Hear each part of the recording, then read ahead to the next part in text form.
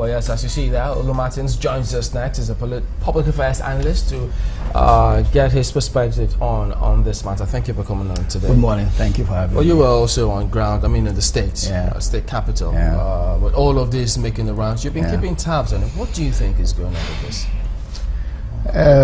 I first of all think that what we experience in Nigeria is the immaturity and intolerance of political actors. I say so against the backdrop that there is a history of a cordial relationship. There is some conviviality between the governor and his deputy, and that conviviality has spanned 7.5 years. So it came to us as a shocker. Firstly, when we read on national television, the governor accusing his deputy of wanting to eliminate him, how be it via celestial means of native doctors. And I felt that was a little bit embarrassing. First of all, you can't put juju in the witness box. Supposing it is even true, will you put juju in the witness box? True. Eh? You didn't believe it was true. So that's what I'm saying, is that this is Africa. For smiling somebody wants you dead. Do you know how many of our pictures in court is in covens in court? For dressing well, somebody wants you dead. For smiling well, somebody wants you dead. So if you want the list of those who want you dead, even if it's only the prayer that my enemy should fall down and die, that goes on in several places, the list of those who want you dead is endless. So I didn't think that something like that should have taken front page. But here you are, a few days later. Perhaps somebody couldn't wait for the process of native doctor. He decided that native doctor's own has a process. I will not wait for that. Let me do this one, directly. But to situate the argument properly, clearly is that this is a political altercation. Clearly, this is the fact that somebody has an interest, and the governor hasn't hidden the fact that he has a preferred candidate in the list of those who have paraded themselves as would-be occupants of Osadebe House. He hasn't hidden his intention. You now have your deputy, who seems to be a strong contender, who, throws in his interest and says, I'm interested in contesting this election. And I heard arguments here to say, did the governor ask the deputy to contest? The deputy does not need the endorsement of the governor.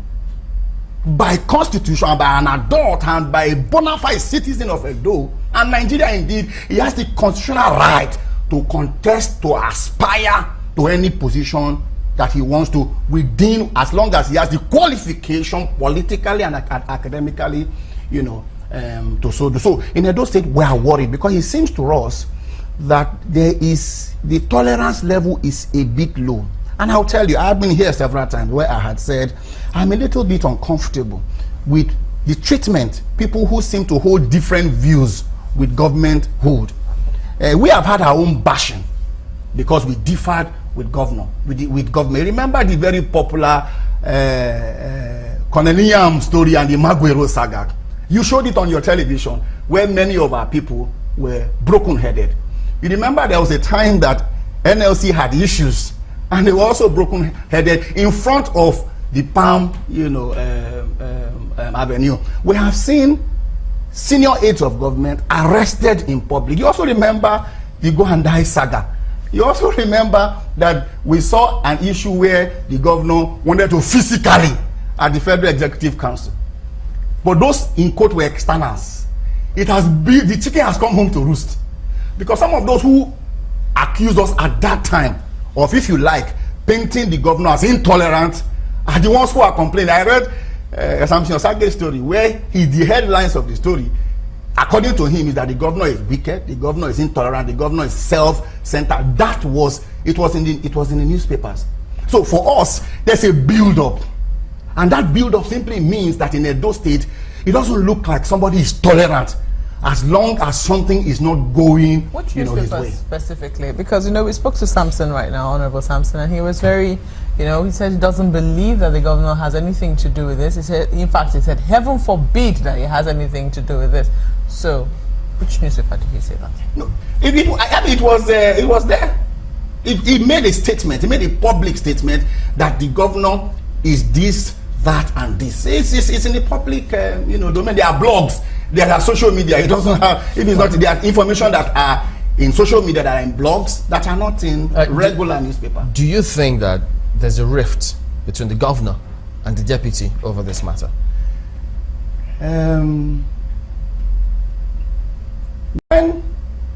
What we see here is the issue of we feel the hand of Esau, but we hear the voice of Jacob. It can be concluded that there is a rift.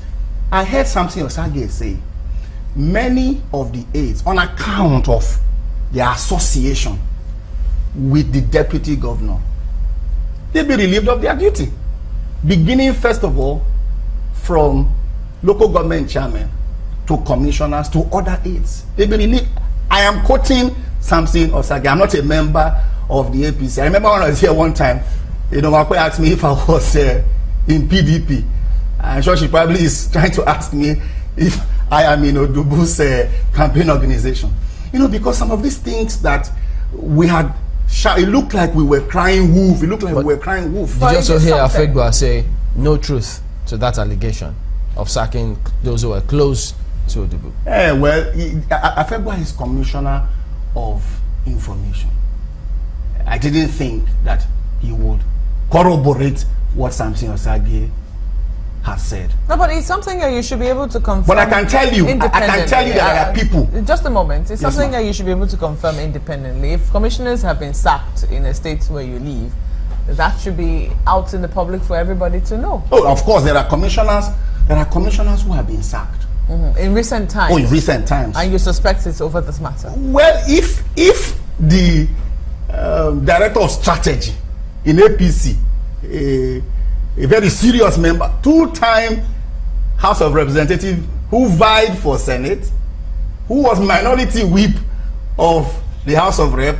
So, by our standard, being a chieftain of the party, he has locus to so speak. If he has said people have been sacked on the account of the ties of consanguinity that they share with the deputy governor, I think he should take his statement truer than myself, who I am I listen to Bush Radio and I gather my information, from that, and I have friends with which we also have clear evidences, that I share propinquity with. So on that regard, it is swift to say there appears to be a political altercation between the number one citizen and the number two citizen. I'm talking about what happened in Auchi. I heard Kasim say it is not in government's image for you to say it was an assassination, attempt. And I'm asking, is it in government's image? Is it in the interest of the governor, of the government, to say the number two citizens came with thugs? And in the statement as released by Odubu Campaign Organization, I didn't see anywhere where they cast aspersion, told the governor as being responsible. One, I saw the commissioner of police. I also heard him, in fairness to him, because he made some certain statement where he said, as we speak now, nobody has been apprehended. Because the impression is that it was an open shooting. And there was area command in Auchi. So if there was area command in Auchi, I'm suspecting that the area command will not be inside the hall. They will be outside trying to keep watch over the area. I am suspecting that not all of the governors, deputy governors' aides, security aides will also be inside. So the question is, what did they do? Because for me, that's a direct indictment on the police. And the commissioner of police, please say, if he's watching, even if he's not watching, this should get to him. There needs to be a quick response as to the seeming apathy of the police to watch such brigandry take place in broad daylight, and nothing was done about. If it is true that the kind of police security that the deputy governor carries